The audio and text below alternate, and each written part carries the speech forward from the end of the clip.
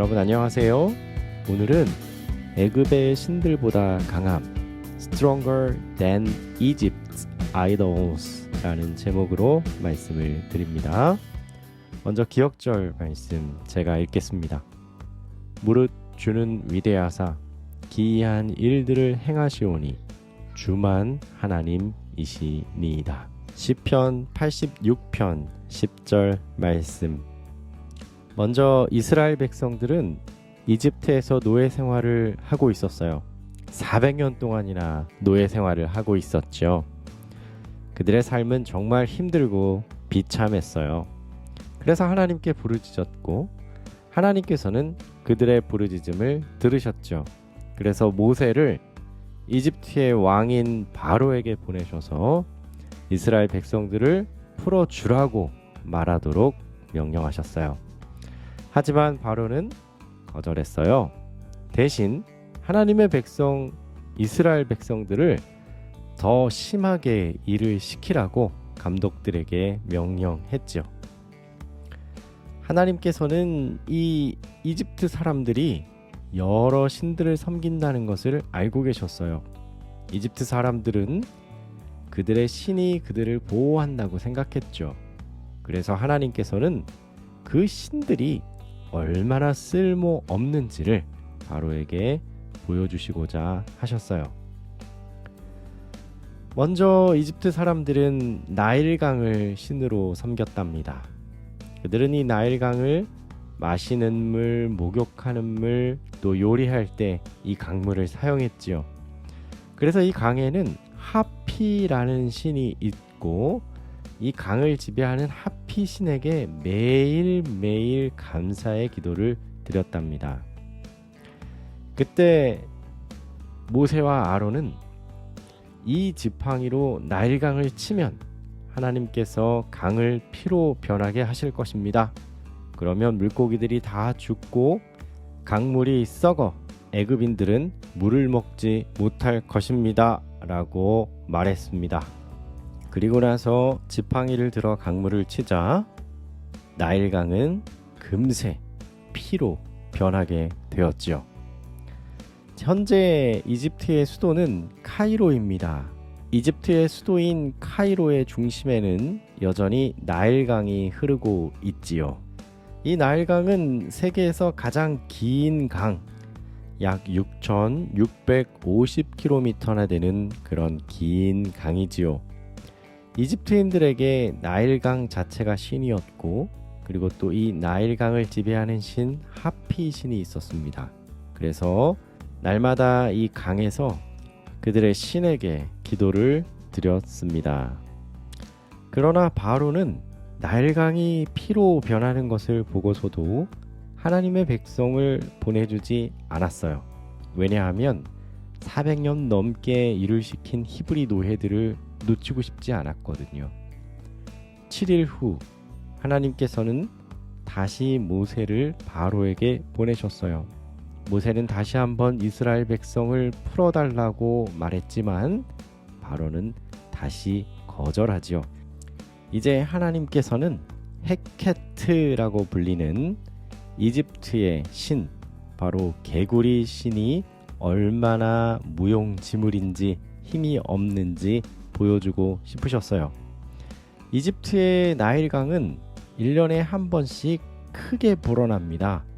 불어난 후에 그 불어난 물이 빠지면 저 상류에서부터 내려온 비옥한 거름들이 이집트의 땅이 농사가 잘 되도록 만들어 주었지요. 그렇게 땅이 기름지게 변하면 그때부터 개구리들이 많이 올라오거든요. 그래서 이집트 사람들은 이 개구리 신을 헤케트라고 불렀고 많은 생명을 낳고 아이를 태어나게 해주는 신으로 믿고 섬겼어요. 이번에는 개구리들이 이집트 곳곳에 넘쳐났어요. 집 안, 방 안, 침대, 부엌, 그릇 어디에도 개구리만 있었죠. 바로가 명령했습니다. 이 개구리들을 없애라. 그러면 너희 백성들을 보내주겠다. 다음 날 모든 개구리들이 죽었죠. 죽은 개구리의 썩은 냄새가 이집트 전체에 진동했어요.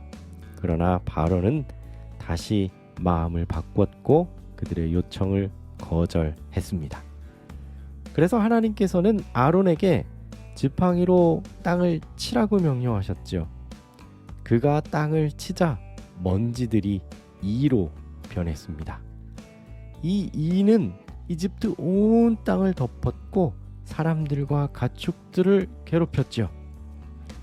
바로의 마술사들까지도 이것은 하나님께서 하신 것이라고 인정했어요. 그러나 바로는 그 백성을 풀어주지 않았지요. 하나님의 명령대로 모세와 아론은 다시 바로를 만납니다. 그리고 이렇게 말하지요.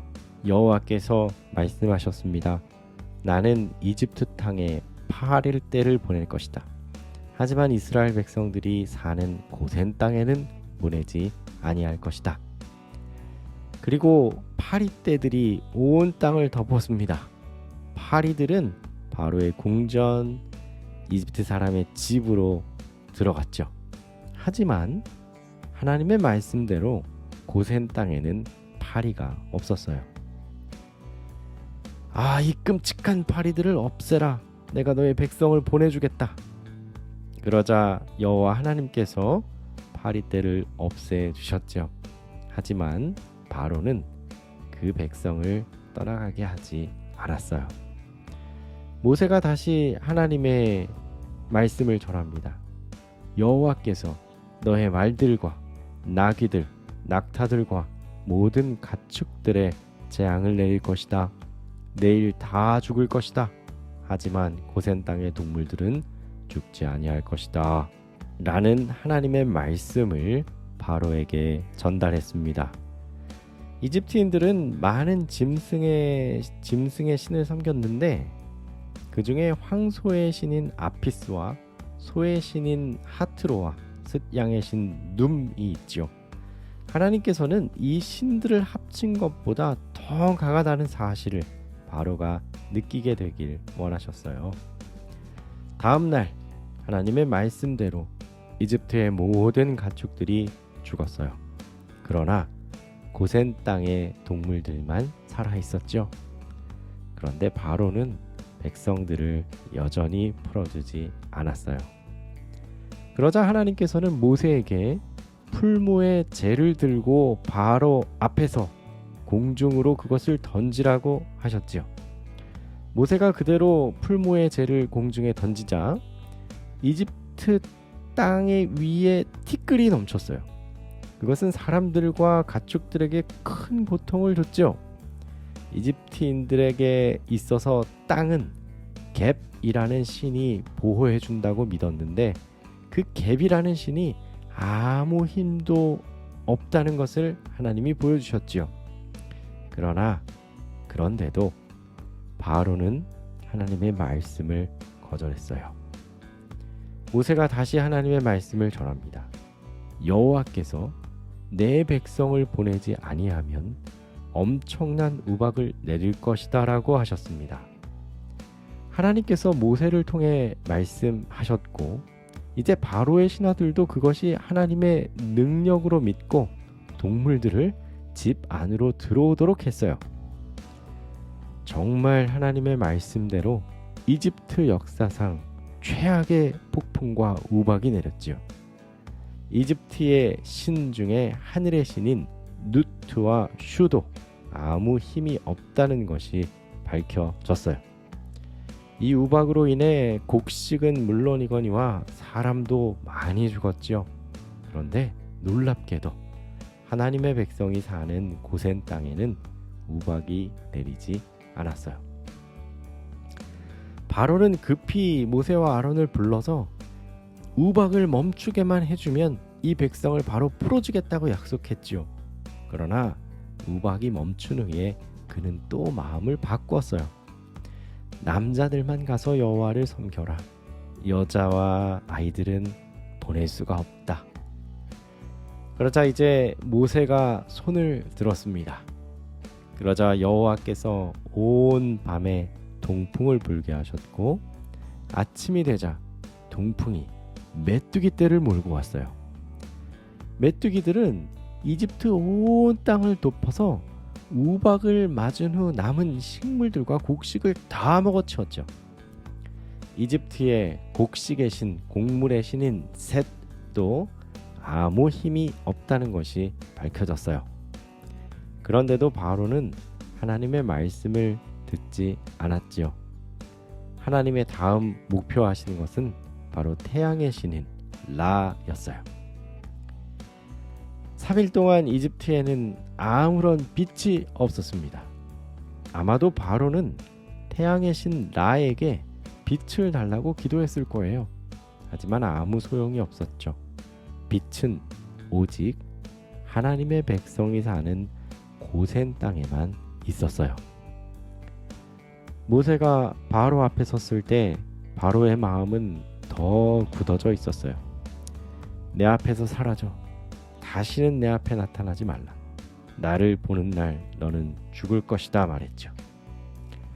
9번이나 하나님께서는 바로의 마음을 여시려고 노력했어요. 그러나 바로는 9번 모두 하나님의 말씀을 거절했죠. 이제 하나님께서 어떻게 하실까요? 그 다음에 일어나는 일은 다음 주에 살펴보도록 하겠습니다. 부조화 선지자 268페이지에 기록되어 있습니다. 하나님께서는 그분의 종들을 통하여 사람들에게 말씀하시며 그분은 각 사람에게 그들의 그릇된 행위가 품성에 고착되기 전에 그것들을 시정할 수 있는 기회를 주신다. 질문 드리겠습니다. 첫 번째, 이집트에 내렸던 재앙을 차례대로 말해보세요. 두 번째, 하나님께서 그분을 알게 하시려고 바로에게 어떻게 하셨나요? 세 번째, 바로는 왜 하나님의 능력을 무시했을까요? 네 번째, 바로가 마음을 열었다면 이야기는 어떻게 진행될까요? 다섯 번째, 하나님께서 우리가 그분의 사랑을 깨닫게 하시는 방법에는 어떤 것들이 있을까요? 기도하겠습니다. 사랑하는 아버지 하나님, 고센 땅의 이스라엘 백성들을 보호하시고 사랑하신 것처럼 우리를 사랑해 주셔서 감사합니다. 늘 하나님의 은혜에 감사하며 살게 하시고 하나님께 순종하는 삶을 살도록 인도하여 주옵소서. 사랑하는 예수님 이름으로 기도합니다. 아멘.